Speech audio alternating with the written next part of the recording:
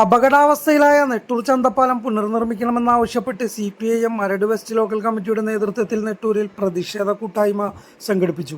CITU Thrippunithura area secretary advocate S. Madhusoodanan ഉദ്ഘാടനം ചെയ്തു. NK Abdurahman അധ്യക്ഷത വഹിച്ചു.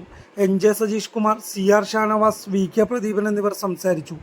70 വർഷത്തിലധികമായി പഴക്കമുള്ള പാലം കുപ്പിക്കഴുത്ത് പോലെയായിട്ടും സ്ഥലം MLA പാലം പണിയുന്നതിന് യാതൊരു നടപടിയും സ്വീകരിക്കുന്നില്ലെന്നും മുൻ MLA M. സുരാജ് പാലം പുതുക്കി പണിയുന്നതിന് മുന്നോടിയായി മണ്ണ് പരിശോധനയ്ക്കായി 2 കോടി രൂപ അനുവദിച്ചെങ്കിലും തുടർ പ്രവൃത്തികൾ നടത്തുന്നില്ലെന്നും നിലവിലെ MLA യാതൊന്നും ചെയ്യുന്നില്ലെന്നും CPM ആരോപിച്ചു. അതിവേഗ റെയിൽവേയുടെ രൂപത്തിൽ കൊണ്ടുവരുന്നതിന് ആവശ്യമായിട്ട് നിലപാടുകളിലേക്ക് പോയപ്പോൾ ആ പ്രവൃത്തികളെയാകെ തകിടം മറിക്കുന്നതിനും അത് തടസ്സപ്പെടുത്തുന്നതിന് ആവശ്യമായിട്ട് നിലപാടുകളാണ് കേരളത്തിലെ കോൺഗ്രസിന്റെ നേതൃത്വത്തിലുള്ള പ്രതിപക്ഷ പാർട്ടികളാകെ എടുത്തത്. കേരളത്തിൽ വികസന പ്രവർത്തനങ്ങളുമായി ബന്ധപ്പെട്ടുകൊണ്ട് രൂപരേഖ ഉണ്ടാക്കിയാൽ ആ രൂപരേഖയെ തടസ്സപ്പെടുത്തുന്ന സമീപനമാണ് കോൺഗ്രസ് UDF എല്ലാം നടത്തിക്കൊണ്ടിരിക്കുന്നത്. താമസിക്കുന്ന ആളുകളുടെ ജീവിത നിലവാരവുമായി ബന്ധപ്പെട്ടുകൊണ്ട് ഏറ്റവും പ്രാധാന്യത്തോടുകൂടി ഈ പാലത്തിന്റെ പ്രവർത്തനം സംഘടിപ്പിക്കണം എന്ന് കണ്ടുകൊണ്ടാണ് 20 വർഷം UDFന്റെ MLA ആയിരുന്ന സമയത്ത് ഒന്നും നടപ്പാക്കാതിരുന്ന ഒരു വികസന പ്രവർത്തനവുമായി ബന്ധപ്പെട്ടുകൊണ്ട് തിരിഞ്ഞു നോക്കാതിരുന്ന MLA ഉണ്ടായിരുന്നത് അവസരമുണ്ടായിരുന്നു. അതിൽ നിന്ന് വ്യത്യസ്തമായി ആ കേവലം 5 വർഷക്കാലം കൊണ്ട് ഈ പാലത്തിൽ ഉൾപ്പെടെ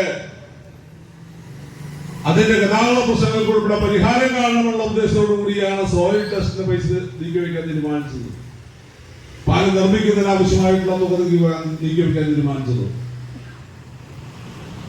എന്നാൽ ഇതിന് തുടർച്ചയുണ്ടാവണമല്ലോ.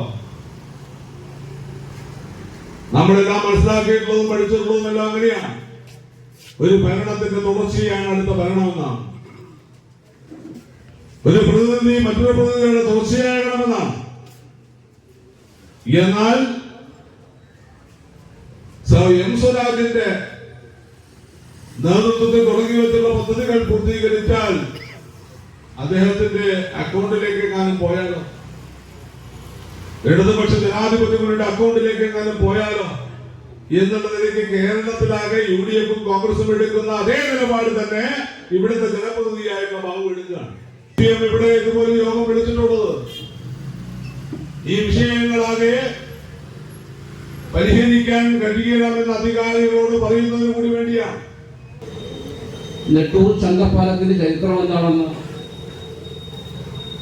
ഈ യോഗം ശ്രദ്ധിക്കുന്ന എന്നേക്കാൾ പ്രായമുള്ള കാരണവന്മാർക്ക് നല്ല ഓർമ്മയുണ്ടാവും. ഈ കരയിൽ നിന്നും മറുകരയിലേക്ക് പോകുന്നതിന് വേണ്ടി ഒരു മരപ്പാലമാണ് ഇവിടെ ഉണ്ടായിരുന്നത്. ആ മരപ്പാലം മാറ്റി ഇന്ന് കാണുന്ന നിലയിലേക്ക് ആ പാലത്തെ കൊണ്ടുവരുന്നതിൽ ഇടതുപക്ഷ ജനാധിപത്യ മുന്നണിക്ക് വലിയ പങ്കുണ്ട്. ഇടതുപക്ഷ ജനാധിപത്യ മുന്നണിയുടെ പള്ളുരുത്തി MLA ആയിരുന്ന ശ്രീമാൻ TP പീതാംബരൻ മാസ്റ്റർ ഇടപെട്ടുകൊണ്ടാണ് ഈ മരപ്പാലം ഇന്ന് കാണുന്ന നിലയിലേക്ക് മാറ്റിയിട്ടുള്ളത്. അന്ന് അങ്ങനെ ആ പാലം പണിത് പോയതിനു ശേഷം പിന്നെ അതിന്റെ മീതെ ഒരു ചട്ടി കാറ് പോലും കോരി ഒഴിക്കാൻ ഇവിടെ ദീർഘകാലം MLA ആയിരുന്ന പല ആളുകൾക്കും കഴിഞ്ഞിട്ടില്ല.